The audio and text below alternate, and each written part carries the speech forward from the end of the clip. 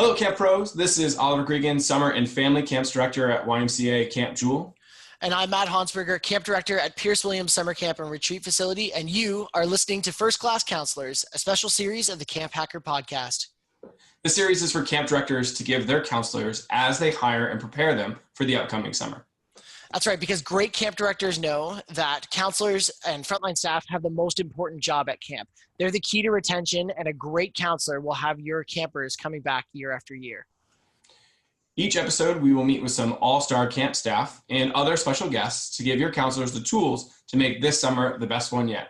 In today's show, we're going to be talking about breaks, self-care, and mental health tips for camp staff. Today, joining the conversation will be the wonderful Dr. Deborah Gilboa. Or Dr. G. Dr. G, welcome. Thanks, you guys. I'm so excited for the conversation. Dr. G, can you, for people who, the crazy people in the world who don't know you yet already, could you please share some stuff about you? Absolutely. I'm a family doctor, and I'm a parenting and youth development expert, and I'm myself a former day camper, overnight camper, day camp counselor, overnight camp counselor, unit head, leadership staff, camp parent of day and overnight campers, and now the parent of an overnight camp counselor for the first time this summer. I'm also the medical director of an overnight camp in Wisconsin. Yeah, I gotta say right off the bat, I'm very excited to have you on this show, Dr. G. My camp staff idolizes you, and when I got to announce them that I was going to be doing a podcast with you today, everyone was like, "Can I sneak in?" And then like, "Nope, I'm closing the door." That's awesome. So we have a great guest with us today, and we're really excited to talk to you guys about our conversation, which are these breaks, this mental health and the self-care that you as a counselor are going to need this summer. So I think I've heard every single camp director start off a training with, summer's a marathon, not a sprint. It's a line most of them use, and it's pretty true, and it shows how hard camp can be. Physically, it's pretty obvious. On your feet, it's the hot sun. The kids have boundless energy. These are common things that we know happen at summer camp. However, mentally, it's another matter. Many staff don't know, or they struggle with the role of being a role model. The expectations is that you're supposed to be the perfect version of yourself, always honest, always responsible, always patient, and it can get exhausting. So we're calling in Dr. G for help, and we're going to see some ways that we can improve our mental health while we're at camp with these breaks and our staff care. That's right. So in this episode, our first 4 episodes of First Class Counselors, we went on for a long time, and we shared some great stuff. We want to keep this quick and dirty and practical for all of you. We'll get to the point, but if you want to hear more, you can always email us or get in touch. We'll cover how to get in touch with people in the show notes, but we want to get started right away. Oliver, Dr. G, let's do it. All right. Yeah. First off, Dr. G, you ready? Yes. Okay. So from a practical and clinical side, why is it important that camp staff be aware and take care of their mental health this summer while at camp? One of the amazing things about the relationship that counselors get to have with campers is that they're what's called near peer mentors, which means counselors are usually somewhere between 5 and 10 years older than the campers they're responsible for. And campers really respond to that age difference and that relationship. Whatever, as a counselor, your life is like the rest of the year, when you're with your group at camp, you're the coolest person in the room. You're the person that your campers are watching, are paying attention to what you're doing, and they're most likely to come to you and tell you true, important things that they rarely talk to other people about. Also, you're going to notice stuff that they're dealing with. You're going to notice what's uncomfortable for them, what's stressful, what's scary, what's sad, what's amazing and joyful. And you're going to spend a lot of your time helping them to navigate those things and appreciate those moments and feel better and do better. That work can take a great deal out of you. It can add a great deal to you as well. It can be wonderful. But just like for your campers, even the joys can be a little bit exhausting or overwhelming. Also, as a counselor, the work that you do, the stuff that feels great and the stuff that feels draining, all takes a toll on you.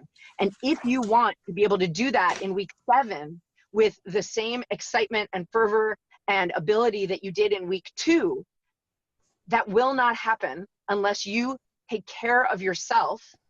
And this is the other reason that as a parent of campers, I really want counselors to know this, they're watching that part too.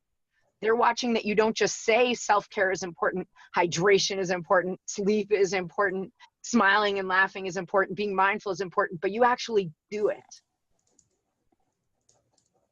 And I would say that if you're a camp director listening to this episode, that same thing is so important, that the counselors and the frontline staff, they're watching you too, and the leadership team, they're watching how you interact with yourself and how you take care of yourself. So, setting the standard is huge there.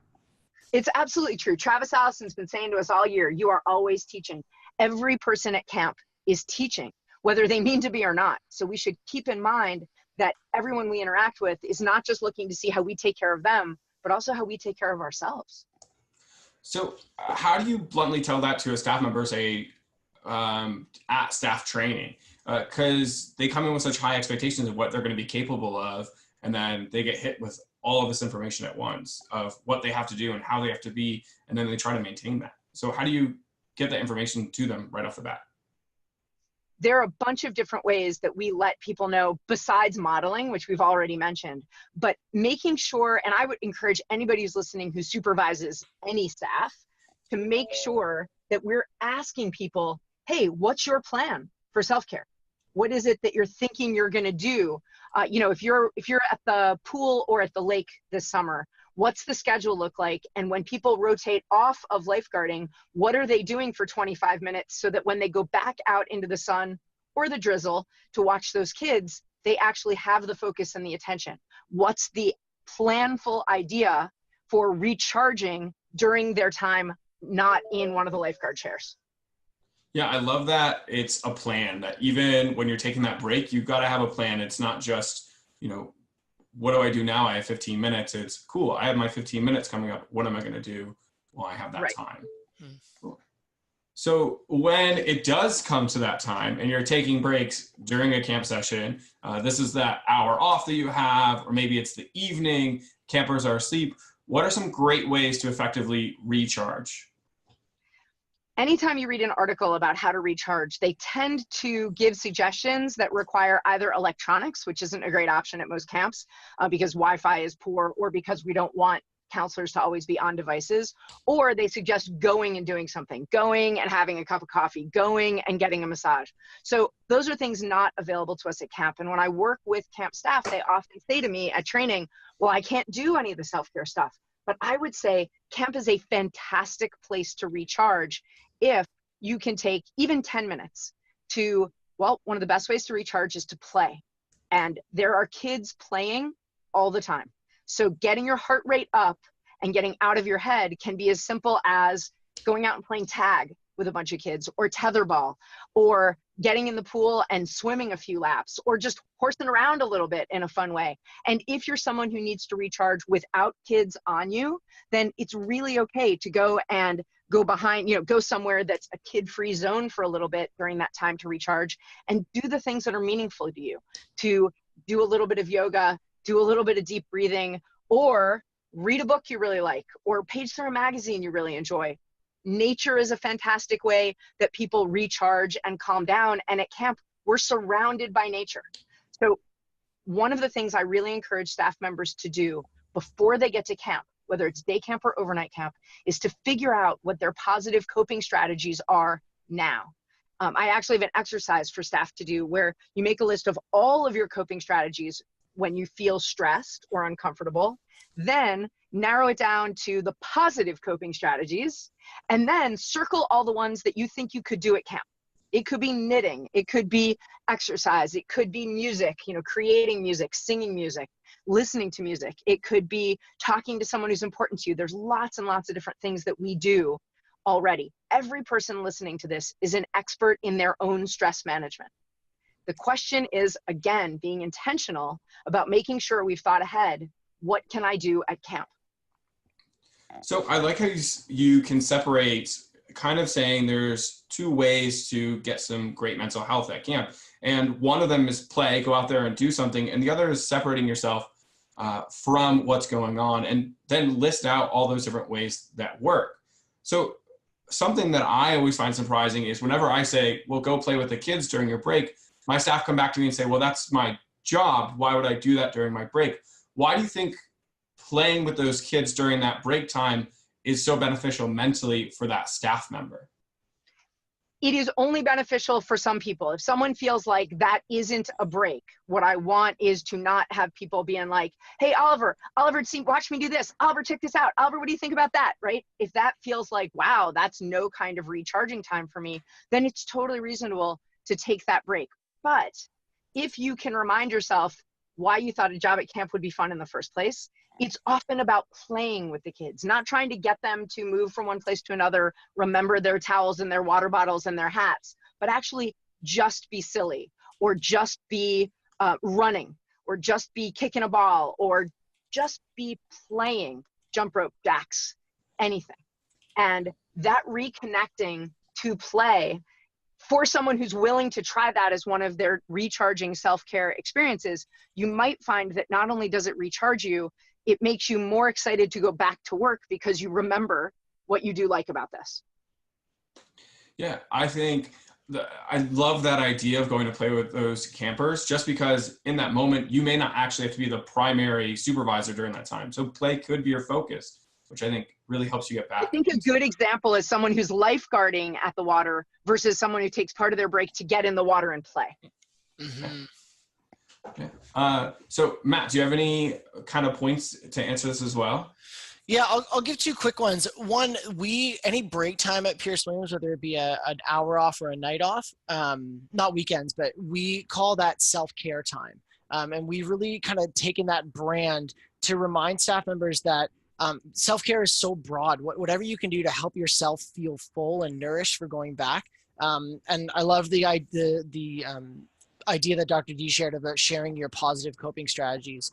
Another quick tool. Oh, sorry. The other thing was that I asked our staff members prepping for this podcast, I said, what is a proven way that you can spend an hour off and feel fully refreshed? And the vast majority of them, I would say over 80%, said shower.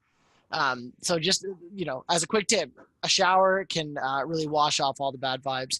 And then if you're looking for something more private and mental to do, something that helps me stay my best at camp is keeping a gratitude journal.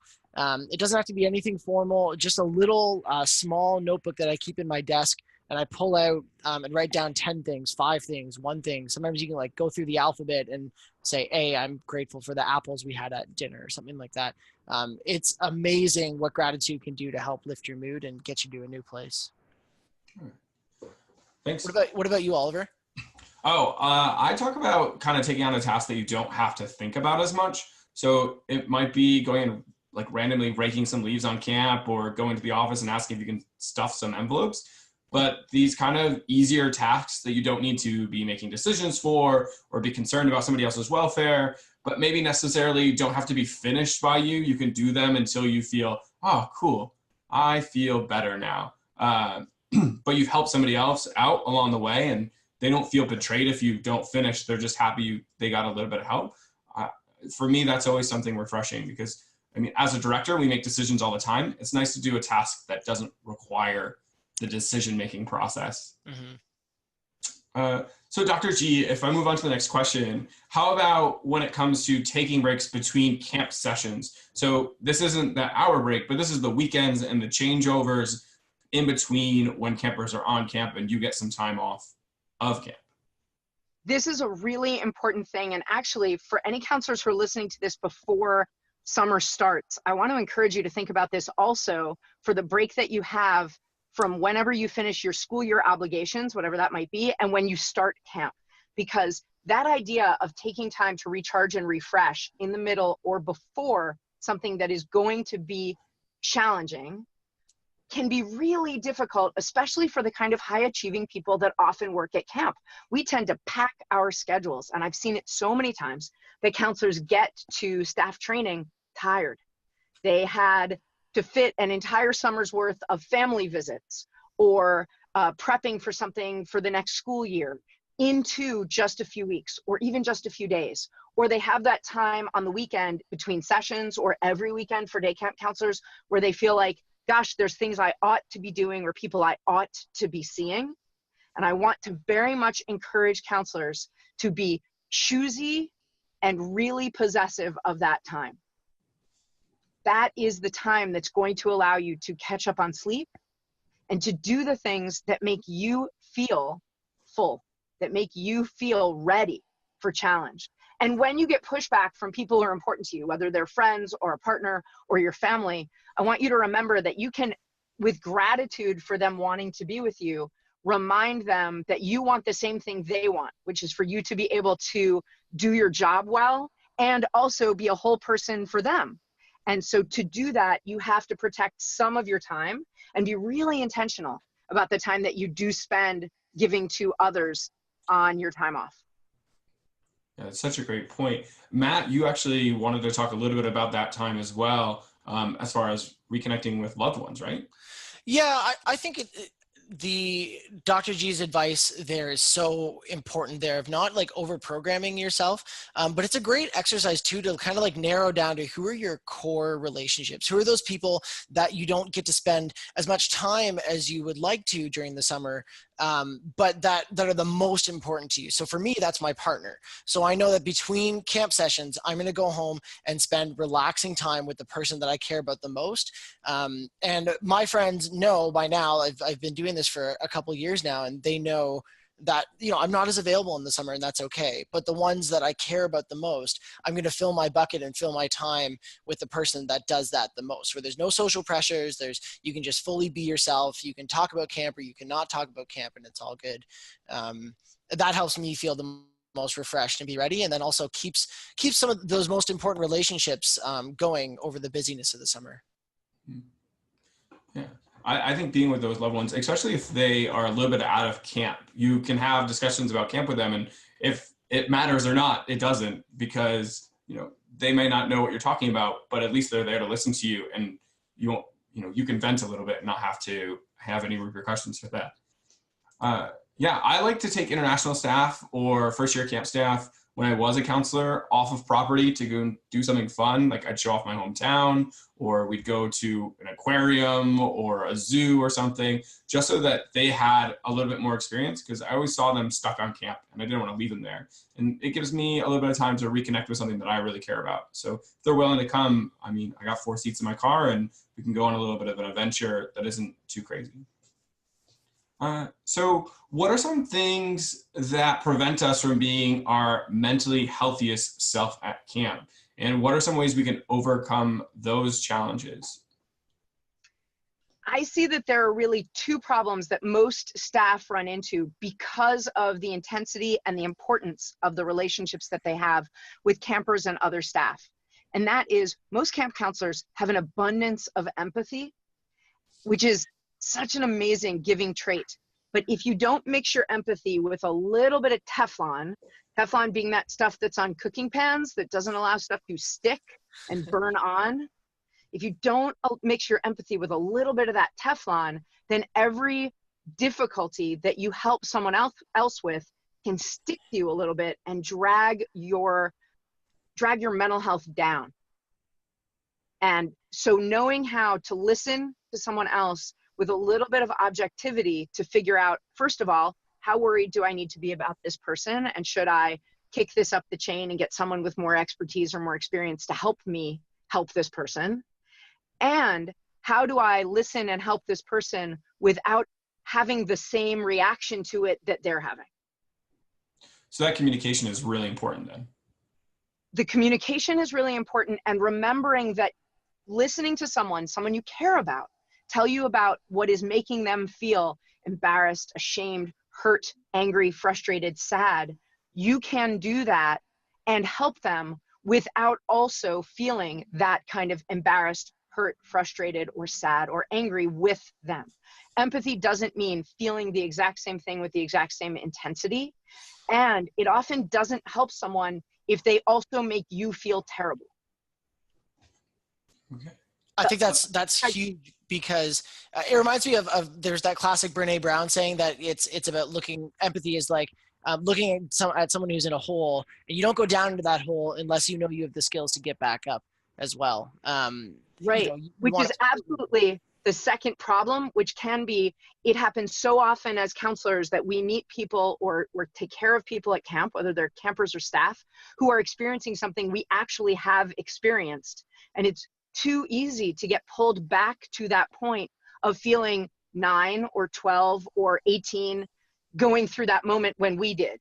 And that sort of regression, that sort of experience of past trauma, all of a sudden can make it very hard to then get up and do your job as if you didn't just feel all those things. And at that moment, if you realize that you're talking to someone about an experience that's enough like something you went through that it's really affecting you, that's another time to collaborate with another staff person. Okay. Yeah, no, that was perfect. So Matt, what about you? What is something that's preventing staff from being mentally healthy at camp? Yeah, I think someone posted the other day in the summer camp professionals group is like, what training do you want to give your staff before they come to camp? And I think one of the things I suggested, I think in there, I said like improv training as a bit of a joke, but also I think problem solving training is something that prevents not just our frontline staff, I think everybody from being their mentally healthiest. When we take a problem and we bottle it up, or we take our frustrations and bottle it up, that's when resentment starts to build. And that's when trust and empathy and relationship starts to completely deteriorate. So the other side of that is if you're venting that on people, if you're venting it sideways to your coworkers, you're gossiping and you're potentially talking about people behind their backs. It's causing drama, and every camp director in the world hates that kind of drama. We love music and drama, but we hate that kind of drama. So the solution to that, in my mind, is what we tell our staff at Pierce Williams is go to the person that can directly solve your problem.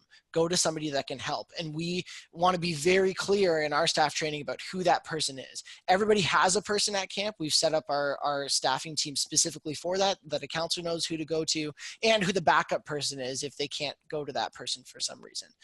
So make sure you as a counselor listening to this, make sure you know that support structure and who your go-to person that can actually make a change. Because if you're just complaining to someone, that's not solving your problem. You're just hijacking someone else and offloading your problems onto them. Yeah, of course. Yeah, my advice is to make sure that they're planning those breaks, but Dr. G already talked about that, so I'm only 3 questions behind her. But yeah, Dr. G, are there any last strategies or tools or things to keep in mind when it comes to being your mentally best at camp? Yeah, I think that one of the best things to remember is that when someone brings you anything that is not a matter of life or death, right? That's like, hey, can I talk to you for a minute? That's something we hear all the time at camp, whether it's a camper or another staff person. If you can't, either if you're in the middle of something that's really genuinely important, or if you're feeling to yourself that feeling of, ugh, I really am not sure I can hear one more difficult thing right now, it's actually okay to say, could we talk about it in a little bit and make an appointment? And I know it sounds crazy to say make an appointment at camp, but at overnight camp, a lot of those can I talk to you for a minute come when someone's just exhausted, right? Late at night or just at bedtime. If you have the sense that this conversation is going to be the straw that breaks your back or the back of the person who wants to talk to you, it can be really helpful to remember that you can say no. You can either say, no, but let me get you to someone you can talk to right now, or no, I actually can't do a great job of this the way I would like to right now, but I can in an hour. I can tomorrow after breakfast. I can at rest hour. Now, I have some tools for people to know if there are yellow flags in front of them and it really can't wait. But if it can wait, it's okay to let it wait. People at camp are so used to saying yes that we forget that sometimes when we say no to something, we're saying yes to something more important. Dr. G, would you mind sharing some of those yellow flags? I think, we want to be like direct and quick and to the point and blah, blah, blah, but we want to hear what you have to say. Could you tell us some of those yellow flag strategies? Yeah, and I'm a little worried I'm going to forget a couple in the resources that I developed, but the few things that you really need to do if you're looking at someone and trying to figure out if what you're looking at is an emergency or not, then there are a few things to keep in mind. One is everything you can see in this person right now. Listen with your eyes, not just your ears. So you're listening to their tone of voice, the stress level in their voice, the volume of their voice, their eye contact, their body language. Then everything you know about this person in the past day. We'll really look at this camper or the staff member and think, have I noticed today that you weren't participating the way you normally do, or you weren't laughing the way you normally do, or you weren't where I expected you to be? Those are reasons to be a little bit more worried. And then in the bigger picture, I just want to say, if you're ever not sure, your job is to recruit someone with more experience and expertise than you. If you feel like this might be, and this is an old phrase, but above your pay grade, if you're like, this might be bad, and I don't know, every camp in the world would rather you checked in with somebody with a little bit more expertise about it and just said, I don't know if I should be worried about this person, but I think maybe we should be. How about with someone checking in on themselves? So having that self-awareness to go up and say, I think I need that break. How do you encourage them? What's a tool that they can use to make sure that they're going forward to say, you know, I think at this point, my self-evaluation of myself is I need to check in with somebody? Oh, that's a fantastic question. We encourage so much at camp, people bragging about how little sleep they've gotten, bragging about how hard they're working, and sort of martyring ourselves. And that doesn't actually, I know that's a big part of camp culture, but it doesn't serve our kids and it doesn't serve us, because it becomes really difficult to do the same great job in week 7 as we did in week 2 when we do that. So what you have to be an expert in is your own stress management, not just your positive coping strategies, but also your warning signs. And I think it's incredibly responsible and mature to let your staff person, your supervisor know and say, hey, just like a heads up. And I hope that they'll think to ask you, but if it doesn't work out or you don't know that they're crystal clear, to say, just a heads up, if you hear me, like, I don't know, one possible thing, if you hear me swearing inappropriately, it probably means I am too tired or too stressed. That might be one person's yellow flag to themselves. You are an expert in your own mental health, and everybody's going to be looking out for everyone the best they can, but nobody is psychic. So if there is any hint that you can pass on to the people around you so that they can keep an eye on you, I promise they want to. We all want to help each other be the best versions of ourselves at camp. Yeah, I love that you addressed that stigma that a lot of camps have, that, you know, everyone has to be a martyr. I have to prove I'm working the very hardest out of every counselor on camp. And it almost becomes competitive to who can be the greatest martyr there ever was at their respective camps. Matt, what about you? What's a strategy that you want to bring to the table? Well, I just have two quick and dirty tips. I loved all those brilliant things about yellow flags and how to check in on yourself. These are just two things that I know that work for me. Take it or leave it.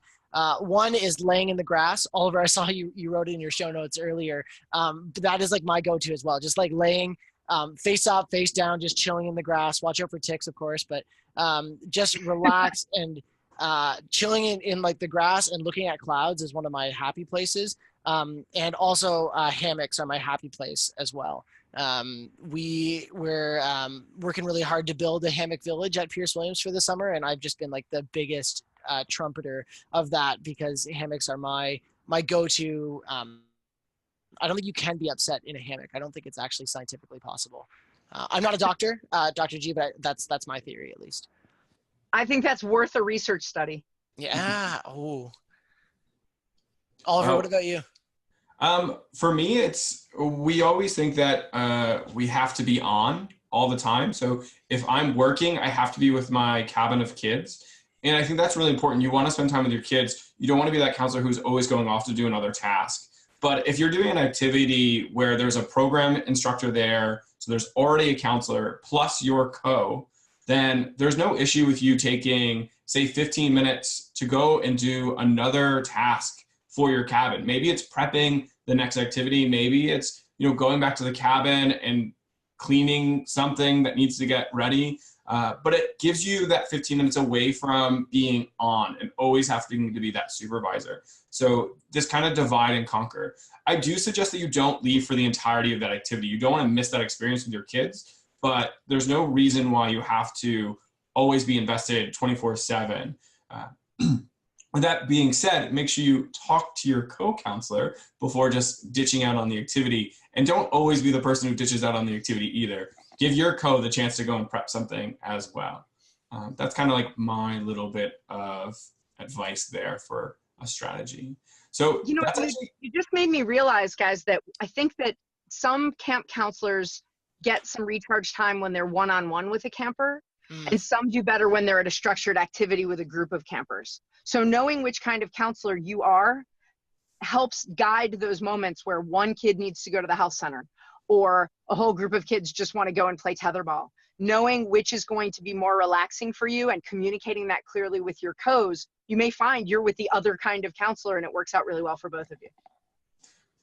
Yeah, it is brilliant. And two, one of the things I ask in all my interviews is with counselors, who do you work well with? What type of person is your match to work with? And most of my counselors say the opposite of me. I'm looking for someone who can cover my weaknesses. So when you're a director and you're pairing up co's or you're a leadership staff member, maybe it's a good idea to pair up opposites so that you can have that one counselor who's really good one-on-one and that one who's really good with having a group activity going on.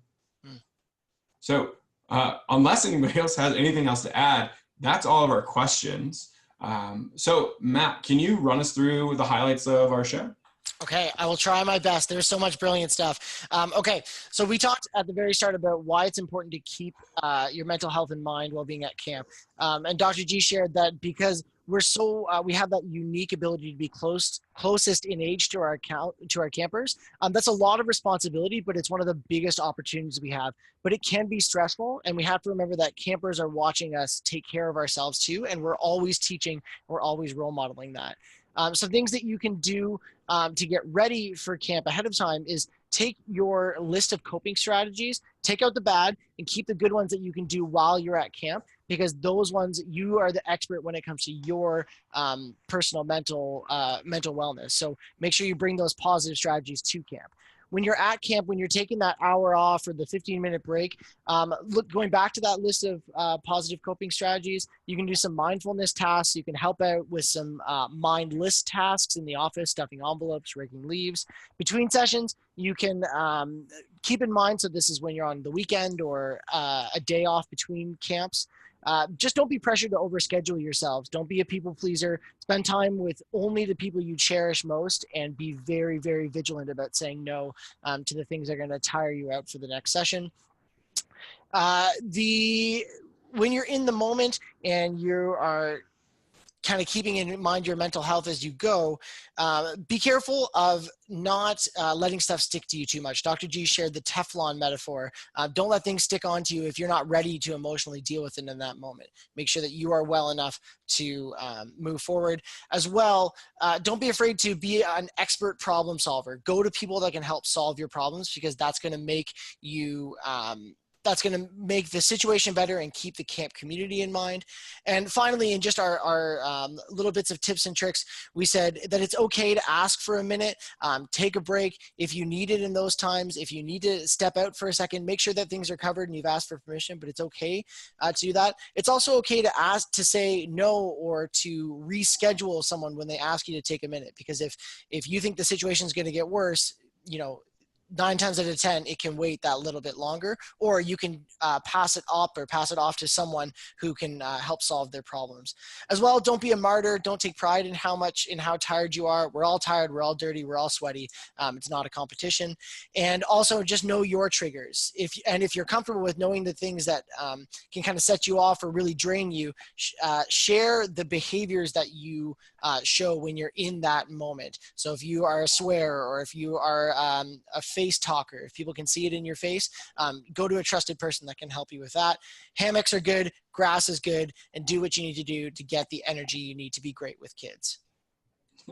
Perfect. Those are some good highlights. Wow. That was a marathon too. One breath. All right. So while you take a breath, Dr. G and I can start the get ready section. So this is a time where we let counselors know what they can start doing right now in order to get ready for summer. So Dr. G, what's something that a counselor should be starting right now? It's before summer. We got maybe 2 months before everything kicks off. What do you think counselors should be doing? I'm going to give you a challenge and this is something you can do without making a change. It's just gathering information.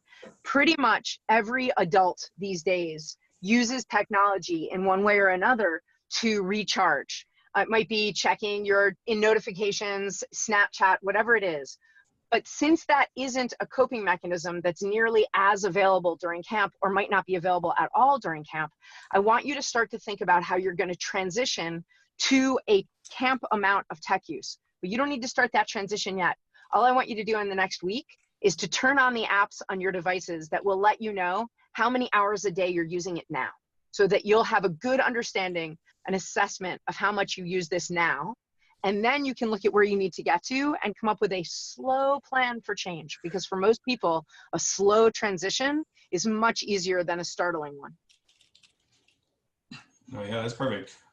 There's so much stuff going out there now about technology and how everyone uses it before coming to camp, and how to, have technology at camp and not have it at camp. So that's fantastic to talk about getting ready for what it's going to be like here. Matt, what do you got for us as far as getting ready? Yeah, for sure. I just a thing that is really useful for us at Pierce Williams. We do what's called passion sessions, and the majority of our camp sessions, like, we don't have a high ropes course, we don't have a lake, and we're not going to have those things. But one of the great things about Pierce Williams is that the staff runs sessions based on what they're passionate about. So we take a lot of pride in that, and that's some prep work that our counselors and our staff, everybody does their own sessions. So what I'm going to share in the show notes of this episode that you can find at camphacker.tv/podcast is a session template. It's the passion session template that we use. And I would encourage you, if you have the brain space and you have the time, plan a passion session. For me, I love disc golf or frisbee golf or whatever you people call it in the States. It's one of my favorite pastimes, and I want to bring it to camp. We don't have the money to spend on nets and stuff like that. So I wrote a camp-friendly disc golf session. And you'll see that in the session planning package once you head out to the show notes. So plan your own session, run it this summer. Your director will be delighted to see you taking that kind of initiative. Talking about an initiative that directors would like to see, that's kind of what my get ready is. I'm saying take your phone, put it in front of you. You can be in a car, you can be in your room, you can go outside, but videotape yourself singing a camp song, one of the classics, or maybe one that's just for your camp. Record yourself and then challenge 3 other friends to do it. Send it to them, send it to your camp director, and just have the note underneath that says, I'm excited for camp. It will get everyone in the mood to get ready for camp, and hopefully it will take off. And then eventually all the summer camps in all of Canada and America and everywhere else will start having all these videos going up of different camp songs, and we can challenge each other to keep singing. Oh, that is so good. I love that. Perfect. So that is it for our show this week. We hope that you found some inspiration in this, but before we go, we just wanted to give a chance for, if you want to get in touch with us or send us an email or follow up on some of the things that we talked about, we want to give some space for all of us to share that. Dr. G, you're doing something really cool right now that I was hoping you would spend some time talking about. Would you mind sharing? Absolutely. This year at conferences, what I heard more than anything from camp directors was looking for new resources to help staff have stronger mental health and more resilience. And I know that camps are already working hard to incorporate this in staff training and keep an eye on each other. But the truth is, if that were enough, people wouldn't be saying to me, what else can we do? And it is the largest issue our society faces as we strengthen the next generation, is helping people between the ages of 16 and 24 to be resilient and have strength in their mental health, whatever their mental health challenges are, to have the resources they need to do the things they want to be able to do. And we want them to be able to be fantastic counselors. Camps are looking for these resources, and what I've created is a bundle of 22 different resources that is meant to be a buffet. Not that I think any one day or overnight camp is going to look at my day camp bundle or my overnight camp bundle and say, oh yeah, I have time and bandwidth to do all 22 things. But you know your staff the best and your culture the best. I want people to have all of these resources available and pick what makes the most sense. No one resource takes more than 6 minutes to digest. There are videos, there are worksheets, there are activities, there are games. There's also a vital sign check-in so that we can keep better track of the mental health of our staff on a weekly or even every few day kind of basis. There's a help me get to know you form for supervisors to give to their frontline staff to find out just some of the things you guys were talking about, like what kind of supervision works for you? Who do you work well with? What do you really admire in other people? How will I know if you're stressed? Is there anything going on in your life you'd like to know about? Is there anything about my supervisory strategies that you'd like to know about that we can use? I took this straight from corporate HR. to have more successful relationships and help people be ready for whatever their next job is in really powerful ways. So I hope that people let me know if this might be useful to them. I'd be really happy to talk to anyone about it. And there's a discount until early May, but either way, I think this is going to be something that's affordable and useful for not just staff training, but also before staff comes to camp and throughout the summer.